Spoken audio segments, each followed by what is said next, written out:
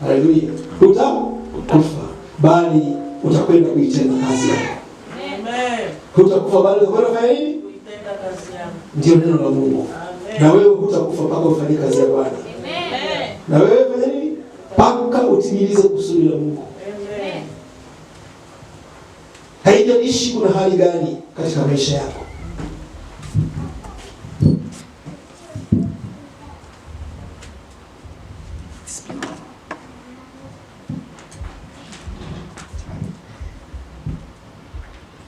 Akamjengea Bwana madhabahu.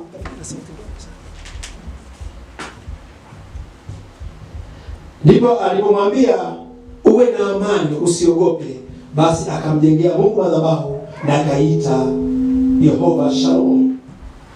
Yehova Shalom. Shalom. Haleluya. Amen. Sasa basi,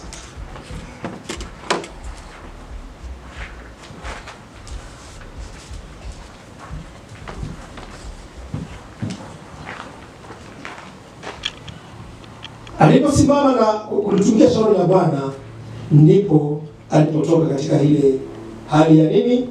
Ya umaskini, kwa sababu alitumikia shauri la Bwana kama Bwana alivyomwagiza. Kwa hiyo tunapokosa utii, tunaweza kuanguka katika mikono ya adui. Tunaweza kuanguka katika nini? Mikono ya adui. Litie neno la Mungu. Amen. Ili usibebe mzigo wowote ule. Litie neno la Mungu. Sasa huo ni mzigo ambao watu wanaweza wakabebeshwa. Sasa katika maandiko kama nilivyosema, tumeona aina mbalimbali ya mizigo mizito ambayo tumetikwa.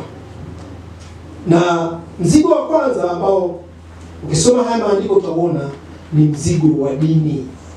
Mzigo wa nini? Dini huwa zinawavika watu mizigo mizito sana. Na aina ya pili ambayo tunaona katika maandiko ni mizigo ambayo tunatwishwa na shetani. Mizigo tunatwishwa nini? Na shetani. Tuanze kwanza na mizigo ya dini, afu tutakwenda huko mbele. Dini mara nyingi huwa zinakuwa na sheria.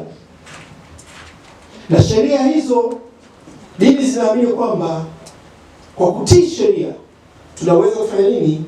Tunaweza kuingia au tunaweza kuona ufalme wa Mungu au tukaingia kwenye ufalme wa Mungu kwa kutii sheria.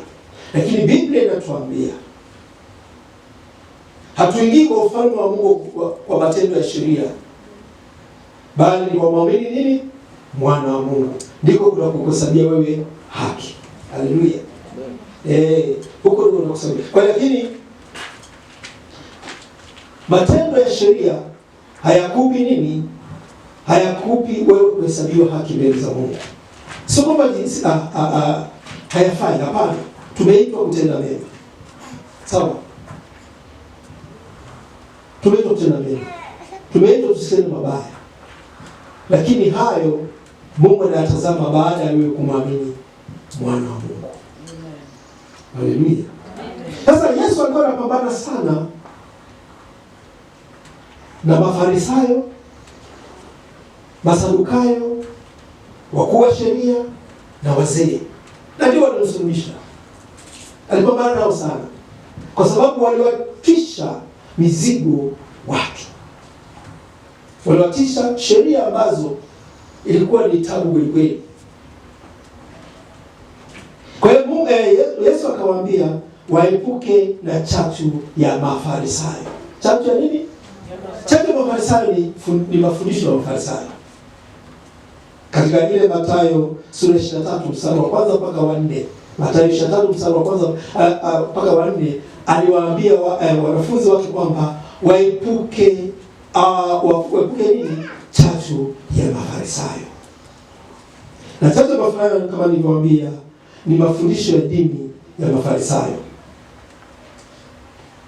Sasa katika mafundisho yao Yesu akawaambia mnawatwika watu mizigo mizito sana. Mizigo ya sheria, usifanye hiki, usile hiki, mnawatwika mizigo sana. Kwa sababu ufalme wa Mungu haupatikani kwa kutokula au kutokunywa, bali katika nguvu za Mungu. Amen. Amen. Nguvu za neno la Mungu. Sasa tumezaliwa upya kwa neno la Mungu. Lisiloharibika. Yes. Ndio mbegu ambayo Mungu amepanda ndani yetu na nguvu za Roho Mtakatifu. Kwa hiyo anasema hakuna atakayeingia katika ufalme wa Mungu pasipo kuzaliwa mara ya hawezi kuona na wala hawezi kuingia. Amen. Katika Yohana sura ya 3 sura ya 3 ule mstari wa 3 na wa 5. Hakuna atakayeona ufalme wa Mungu au atakayeingia katika ufalme wa Mungu. Huwezi kuingia kwenye ufalme wa Mungu kwa matendo ya sheria, bali ni imani katika mwana wa Mungu, katika nguvu za neno la Mungu na nguvu za Roho. Lazima ubatizwe na Roho Mtakatifu. Amen. Ndipo tukaweza kuingia katika ufalme wa Mungu, si kwa matendo ya sheria. Sasa katika hayo akapambana sana na Mafarisayo. Na katika ile sura ya Luka ile sura ya 11 mstari ule wa 33 mpaka 37 mpaka 53. Kuna ole sita ziko pale. Zina ambazo Yesu alizungumza akamwambia ole.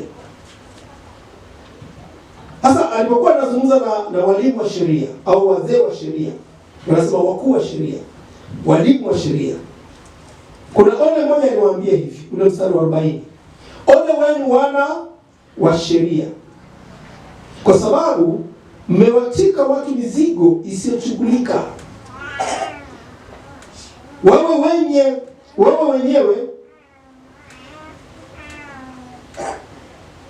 hawaigusi mizigo hiyo kwa vidole vyenu.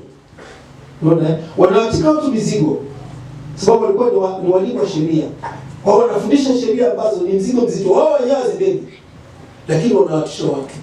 Kama Yesu anambia jioni kwangu sasa wapumzishe mtoka katika hiyo sheria.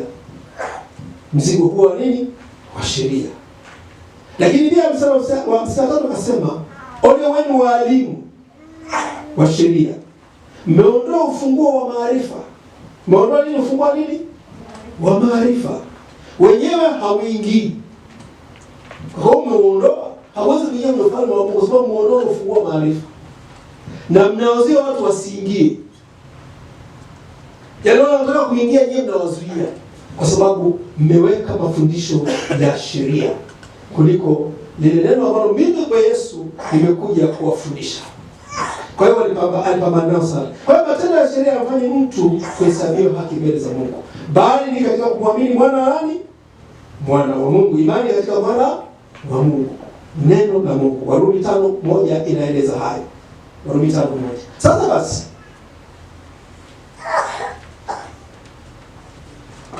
na ndipo Yesu akawaambia Yohana alipokuja, ambaye yeye alitumwa amtangulie Yesu, amtangulize aitengeneze njia ya Yesu. Ninyi mnaenda kufanya nini kule nyikani? Mnaenda kuangalia suti nzuri kwa amevaa? Mnaenda kwa unyasi unatikiswa au mnaenda kuangalia nini? Kwa sababu Yohana alipokuja alienda nyikani, ajitenga kama nje ya mji. Amen. Alikuwa hali wala hanywi. Alikuwa anakula nzige na asali, si ndio? Hakuwa anakula sausage. Hakuwa anakula pilau. Hakuwa anakula kuku. Nasema kula bata, hakuwa anakula nzige na asali. Wakasema nini? Huyu ana pepo. Haya, akaja kwamba anambia mimi Yesu mwenyewe nimekuja. Nakula na kunywa. Wakasema huyu ni nani? Ni rafiki wa walevi? Ni mlafi? Unaona hiyo? Ni rafiki wa watoza ushuru na wenye dhambi.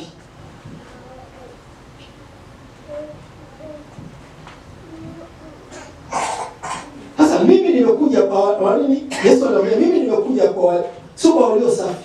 Walio safi hawahitaji kufanya nini? Hawahitaji kuoga tena. Nimekuja kwa hao wenye dhambi, kwa watoza ushuru. Amen. Ili wapate kufanya nini? Wapate kuokoka. Kwa hiyo dini ilikuwa imewabisha mzigo mzito, na wakati mwingine wakamwambia, alipokuwa anafungua watu kutoka vifungo vya nguvu za giza, anatoa mapepo. Wakasema anatoa pepo kwa nguvu za mkoba pepo Beelzebuli. Akasema kama mnafanya hayo kwa mti mbichi, je, mti mkavu itakuwaje? Ndivyo alipopambana na watu gani hao? Watu wa sheria. Sasa tutazame tunapokwenda sehemu ya pili na ya mwisho ya ujumbe huu. Tutaangalia vifungo vya shetani. Vifungo vya nini? Vya shetani. Vifungo vya shetani ni mzigo mkubwa sana kwenye maisha yetu, na viko vifungo vya aina nyingi sana. Viko vifungo vya aina nini? Nyingi sana. Na vifungo hivyo nimesema ni mzigo kwa watu wetu, ni mzigo hata kwa wana wa Mungu. Kuna magonjwa, kuna umaskini, kuna madeni, kuna uchawi. Na uchawi unatesa watu sana. Uchawi unatumikisha watu sana. Lakini pia kuna mashambulizi mengine katika familia, hasa katika familia zetu. Ndoa zetu zinashambuliwa sana na shetani. Anashambulia uchumi, anashambulia watoto,